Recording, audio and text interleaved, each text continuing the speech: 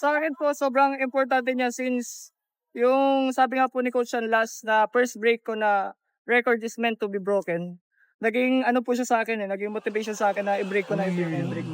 Even 1 centimeter lang po, sobrang laking bagay. Ito po yung standard sa Asian. So ito po yung sa Asian, first Asian Jumps po na nag-gold si Marcin po last Asian Jumps po last month.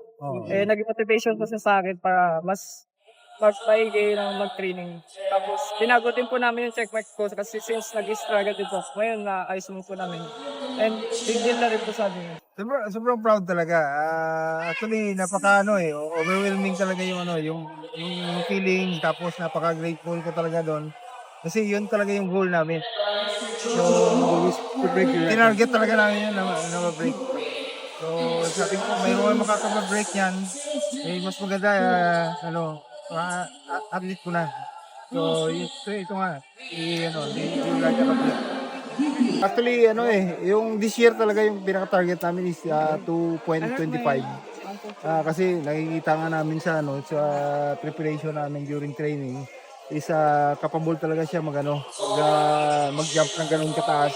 At saka expect namin na yung 220 magiging regular na lang na performance si Leonardo. Basta wala lang mga injuries sa mangyayari.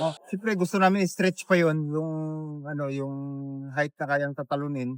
Kung kayang umabot kami hanggang 2.30, gagawin namin yun. Pero sa ngayon, kailangan namin focus pa doon sa importante na fitness dimension ng high jump. Kasi yung strength ni Leonard di pa ganoon talaga ka-prime. So kung maano namin yun, ma-improve lalo, malaki yung chance na ma-consistent namin yung level na 22-25 pataas.